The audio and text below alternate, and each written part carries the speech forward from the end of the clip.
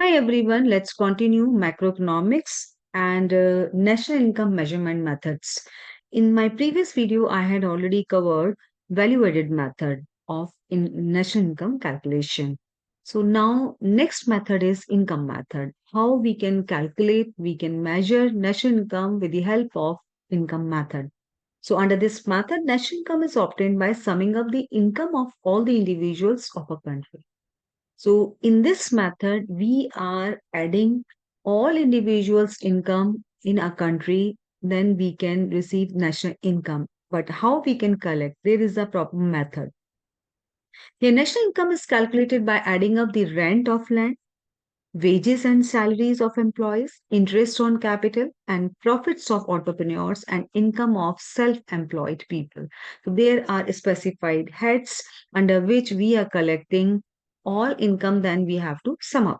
This method has great advantages of indicating the distribution of national income among different income groups. What could be the steps we will follow under this method? We will follow these steps. Now we can see number one, identify the productive enterprises and then classify them into various industrial sectors such as agriculture, fishing, forestry, manufacturing, transport, trade and commerce and banking, etc. So we can classify first all these through this these sectors income is generating, so we can first of all classify. Second is classify the factor payment into following groups: compensation of employees, wages and salaries, employers contribution to social security schemes. Number 3, rent and also royalty. Number 4, number 2, rent and also royalty. Then after that, here is interest, profits in terms of, we are talking about dividends, undistributed profits, and corporate income tax. And here is mixed income of the self-employed found in the developing countries. And then is we come to the measure factor payments by price paid out of each factor multiplied by the number of units of each factor employed. Next one is adding up the factor payment of enterprise belonging to an industrial sector. Then summing up the income paid out by the all industrial sector within the country, we would get, then finally we can get it NDPFC. Then we can convert this NDPFC into NNPFC by adding national income from abroad. Then we come to the precautions. What precautions we have to take care when we are calculating national income through income method? First is transfer payment are not included. Why transfer payments are not included? Because transfer payments, like when you are paying unemployment allowance, or you are giving pensions, because we are paying these payments, but we are not getting any contribution in the production of that particular national income. That is why transfer payments are not included. Imputed rent of self-occupied houses are included. As I said earlier also, if you are residing in any house, but if you're not living in that house, you can rent out that particular house. So you can earn some rent. So that is why imputed rent of self-occupied houses are included.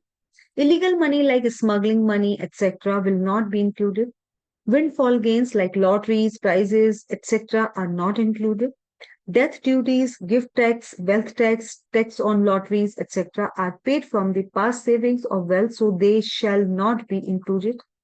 Receipts from second-hand goods shall not be included. Value of production for self-consumption should be included. Those who are consuming for the self-consumption purpose. So income approach to national income, we can see,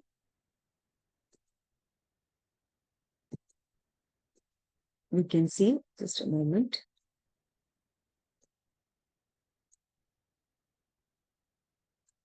Right. National income approach to national income, net factored income, you can see when you are adding all these points, then you will get NNPFC. How we can convert NNPFC into NDPFC? So here is, you can say, net factor income from abroad, dividends, undistributed profits, corporate income tax, interest, rent, mixed income of self-employed, compensation of employees. That is NNPFC. If we will deduct national net factor income from abroad, only this part. So whatever is the left out, that will become NDPFC. So now you can see net factor income from abroad, we will deduct from NNPFC, then whatever is left out, that is NDPFC. So you can see NDPFC components are profits, interest, rent, mixed income of self-employed, and compensation of employees. Further, we will go to how we can convert NDPFC into GDPFC. Simply, there is only one difference in between NDPFC and GDPFC, that is depreciation. That's all. So this one is the consumption of fixed capital depreciation. When we will add in NDPFC, that will become GDPFC. So consumption of fixed capital depreciation, dividends, undistributed profits, corporation income tax, etc. Interest, rent, mixed income of self-employed, compensation of employees. So GDPFC. And how we can convert this GDPFC to GDPMP? This is the only one difference, net direct taxes. When we will add in GDPFC, net direct indirect taxes, that will become GDPMP. Net indirect taxes, I had already explained you. Say, this one is like those are the taxes and subsidies. This is the difference between taxes, indirect taxes, and indirect. This would be indirect taxes means taxes and subsidies difference. So consumption of the fixed capital, depreciation, profits, interest, rent, mixed income of self-employed, compensation of employees, each and everything, then we have to add it. That will become income approach to national income.